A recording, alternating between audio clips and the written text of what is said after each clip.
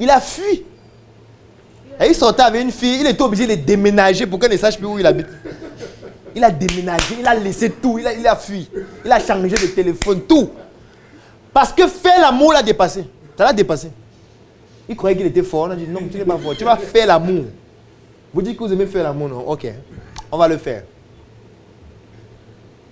Et là, on quitte déjà de la reproduction, on quitte du plaisir, on entre dans le métier. Parce que là, ce n'est plus le plaisir. Ce n'est plus le plaisir.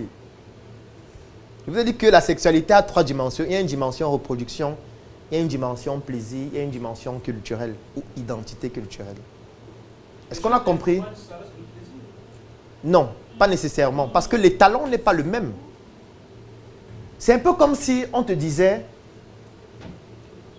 va à l'école ou tu vas à l'université de Yaoundé 1. On te dit que pour passer, il faut avoir 19 de moyenne. C'est pratiquement la même chose. Ça veut dire, on te dit que pour avoir la note et passer en classe supérieure, tu dois avoir 19 de moyenne. Je trouve que c'est une moyenne qui est quand même trop élevée. Juste pour passer. On peut dire 12, c'est compréhensible. On peut dire 13, on peut dire 14. Mais quand on dit 19 de moyenne, ça veut dire que la proportion de personnes qui pourront avoir 19 de moyenne pour aller en classe supérieure sera trop faible. Et c'est ça le problème avec la nymphomanie. Ça veut dire que ce sont des personnes qui ont atteint un étalon tellement élevé pour plusieurs causes, qui peuvent être génétiques, qui peuvent être psychologiques, qui peuvent être des traumatismes sur le plan physique ou alors même émotionnel, qui peuvent donc entraîner une augmentation de l'étalon à un niveau un peu trop élevé par rapport à l'étalon moyen qu'on retrouve dans la société. Ce qui fait en sorte que, en réalité, pour cette personne, c'est du plaisir, mais pour les autres, non. C'est un peu comme quand tu étudies avec le premier de la classe. On met un exercice, il fait pas 5 minutes, il comprend, il y a tout, il sait, il y a ce qu'il faut faire. Toi, tu ne sais même pas encore quelle est l'équation qu'il faut poser avant de trouver le résultat. Lui, il est déjà au 5e. On donne une épreuve, on dit 4 ans, en une heure, il va déposer sa feuille. Quand on donne les feuilles, il a 19,75. Toi, tu as fait toutes les 4 heures, mais tu as 2,5. Tu vois que il y a une appréciation et une analyse qui n'est pas la même. Donc, en fait, c'est ça le problème avec la nymphomanie. C'est que l'étalon est trop élevé. L'étalon est trop élevé pour des personnes normales. Et c'est l'une des raisons pour lesquelles certaines filles se prostituent. Parce que moi, l'étude que j'ai menée, 85% des filles que je suivais en consultation qui se prostituaient, et je tiens à vous préciser que les femmes qui se prostituent se prennent plus en charge sur le plan médical que toutes les autres femmes. Ça, il faut le savoir. Les femmes qui se prostituent dépensent plus pour leur santé que toutes les autres femmes. Moi, je connais des femmes qui se prostituent, qui dépensent 150 000 par mois juste pour faire des examens. Chaque mois. Elles font tous les bilans. Chaque mois. Alors que vous, quand vous dites que vous n'êtes pas prostitué, alors que par mois, parfois, vous faites 15, 20 rapports, mais vous dites que vous n'êtes pas prostitué. Mais elle fait des bilans régulièrement. Elle rencontre son médecin 1 fois par mois, 2 fois par mois. Et la plupart de ces femmes que je rencontrais souffraient de nymphomanie. Parce qu'elle a atteint un niveau où aucun homme individuel ne peut la satisfaire. Aucun. Ce qui fait qu'en réalité, elle ne le fait pas pour gagner de l'argent, mais pour pouvoir satisfaire son étalon qui est trop élevé et que personne ne peut satisfaire seul. Toi, tu es commerçant, tu rentres le soir, 20h. Elle te dit que monsieur, j'ai déjà tout préparé, les bougies sont là, les lumières tamisées, les lubrifiants sont bien posés où il faut. Elle a sa nuisette. Comme ça, chaque jour, quand tu finis jusqu'à ce que ton cœur ne bat plus normalement, elle dit ouf, enfin, on reprend, non, chérie? Dans ta tête, tu dis on reprend comment? On reprend quoi? Elle te dit non, tu ne peux pas dormir. Moi, elle t'attend depuis le matin. Comment tu peux dormir? Et elle ne travaille pas. Elle est à la maison, elle voit la télé en t'attendant seulement le soir. C'est pour ça que vous allez voir les hommes qui rentrent à 2h, 3h, ils ressortent à 4h du matin. Parce qu'il veut passer le moins de temps possible à la maison. Parce qu'il sait ce qui va se passer. Il sait que c'est la guerre, c'est la lutte sexuelle à la maison chaque soir. Les premières semaines, tu vas vouloir jouer les héros. Tu vas lutter, 2 coups, 3 coups, 4 coups. On va dire que c'est bien ça chérie, vraiment c'est magnifique. Deuxième semaine, après tu vas dire que mais Dieu, C'est comme ça pour toute la vie. On ne peut pas continuer. Et comme les hommes n'aiment pas baisser la garde parce qu'il va vouloir mettre son ego, son orgueil, il va commencer à boire des médicaments. Et on va voir les médicaments tout à l'heure. Et c'est extrêmement dangereux. Extrêmement. Et j'insiste sur extrêmement. Vous ne devez jamais consommer un produit aphrodisiaque si ce n'est pas indispensable. Indispensable. Sauf que nous sommes arrivés dans une dimension où les gens entrent dans une compétition et pour cette compétition, consomment des produits pour maintenir la compétition. C'est pour ça que, par exemple, sur le plan du sport, on interdit aux gens de se doper. Pourquoi? Parce que quand tu commences à te doper, tu commences à faire en sorte que ton organisme ait des performances qui ne sont pas normales et il va commencer à avoir, ton organisme, des dysfonctionnements qui vont te faire en sorte que tu puisses mourir à tout moment. Tu peux avoir un arrêt cardiaque à tout moment et on va voir comment ça se produit tout à l'heure. C'est de ça qu'il s'agit. Si les gens sont plus performants que toi, mets-toi dans la catégorie qui correspond à la tienne. Je veux dire, quand Francine Ganou veut faire son... Je ne sais pas si c'est sa boxe ou c'est quoi. On prend quand même d'abord le poids. On dit que monter sur la balance. C'est en fonction du poids qu'on te dit dans quelle catégorie tu dois être. On ne met pas n'importe qui avec n'importe qui. Ce n'est pas parce que vous avez le même âge que vous devez combattre ensemble. Pour avoir le même âge, mais l'autre, il est dans la catégorie poids lourd. Il doit être avec d'autres poids lourds. Il ne doit pas être avec les poids légers, même si vous avez le même âge. Si tu prends un poids lourd, tu le mets avec un poids léger. Le danger, c'est la mort subite. C'est la mort subite comme le préfet. Et il faut faire très attention, très attention. Très attention. Le préfet est mort. Je ne sais pas si c'était le sous-préfet ou le préfet. Mais il est mort et il n'est pas le seul. Et vous allez voir le programme des obsèques, on va dire mort d'une courte maladie. Quelle courte maladie? Donnez le nom de la maladie.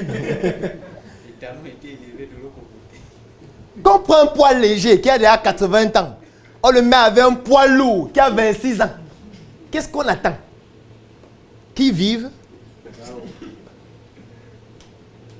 Donc c'est donc ça l'étalon du plaisir. Il est très important de pouvoir évaluer son étalon. Donc c'est un exercice que je vous demande ou que je vous recommande de faire. Évaluez votre étalon du plaisir et identifiez les personnes qui correspondent à votre étalon. Parfois, pour identifier, ça peut passer par un test. Et le test, ça peut être un rapport sexuel.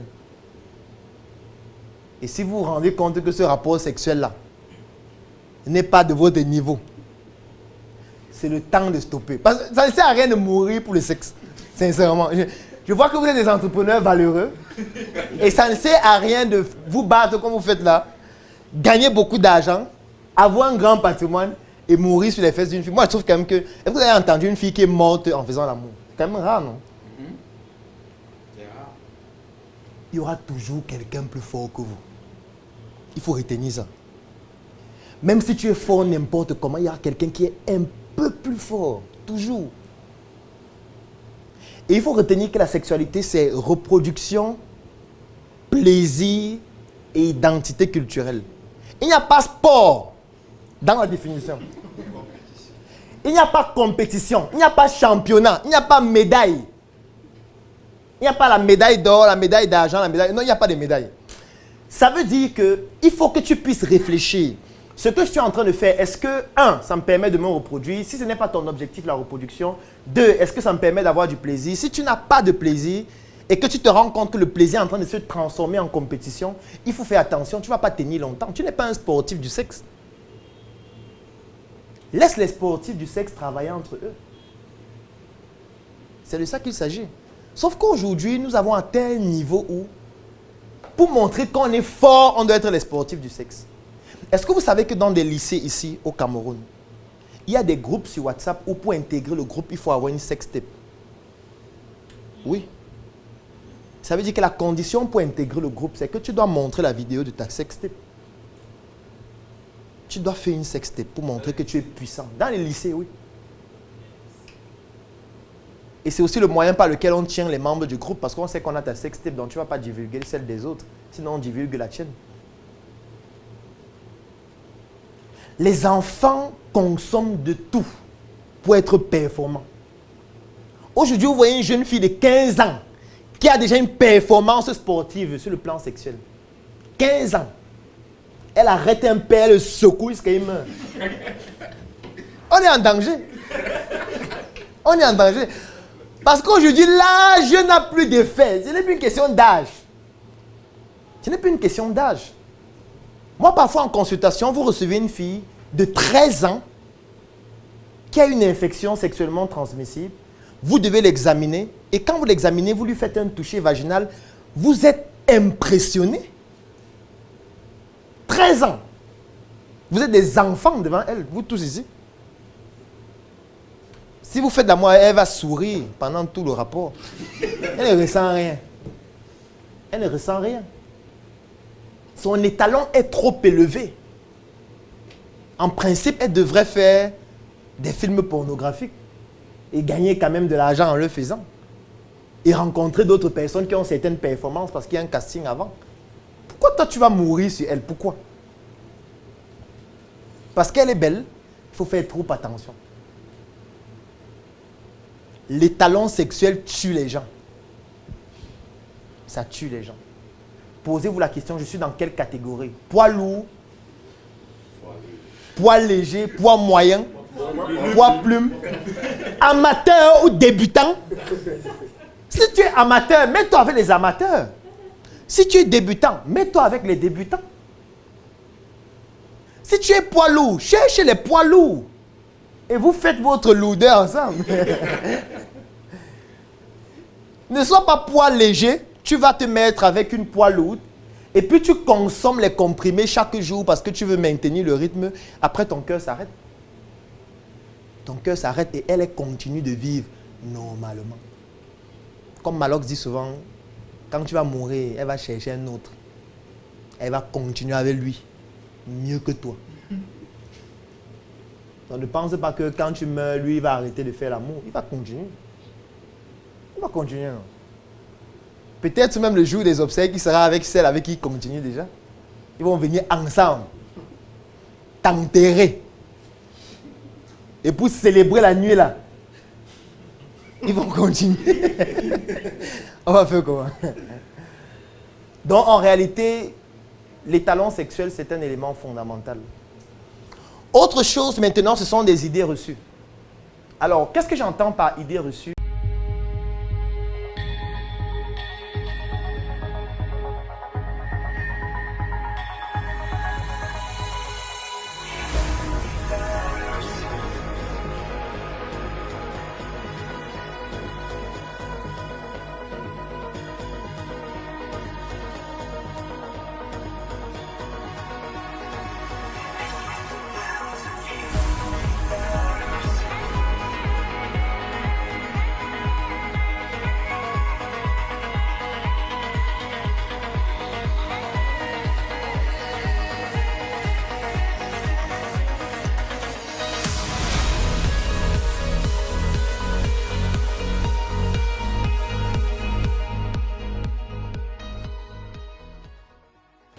Alors aujourd'hui, effectivement, on va aborder une thématique assez particulière qui a trait à deux mots-clés, notamment la sexualité et l'entrepreneuriat. Et voici donc le sommaire que j'ai choisi de vous proposer pour cette présentation. Donc on va commencer par le contexte global. Donc on va essayer de resituer le contexte qui a même poussé à développer la thématique. Donc ça, c'est le premier point qu'on va voir. Ensuite, on va essayer de voir les conséquences des éléments que nous allons développer dans le contexte. Après les conséquences, on va parler de la physiologie. Là, c'est très important. Il y a certaines expressions qui seront techniques, mais on va y aller progressivement afin que chacun puisse comprendre au moins l'essence de la physiologie en ce qui concerne la sexualité globalement. Ensuite, on va parler de la physiopathologie, c'est-à-dire l'explication des phénomènes anormaux. Et c'est de la physiopathologie donc que va découler les opportunités. Parce que comme on dit toujours en entrepreneuriat, problème égale opportunité. Donc, il faut d'abord identifier le problème. Pour bien comprendre les problèmes, il faut savoir comment le fonctionnement normal est. Donc, le fonctionnement normal, ça s'appelle la physiologie. L'explication des phénomènes anormaux, ça s'appelle la physiopathologie. Et dès qu'on comprend comment les phénomènes anormaux fonctionnent, on peut dénicher les opportunités qui seront dans les solutions qui viendront résoudre ces problèmes-là. Est-ce que jusque-là, on comprend? Donc, voilà un peu globalement le sommet. Donc, je vais reprendre. on va présenter le contexte. Après le contexte, on va voir les conséquences. Après les conséquences, on va voir la physiologie. Après la physiologie, ce sera la physiopathologie. Et enfin, ce sera les opportunités. NRC, le monde à notre porte.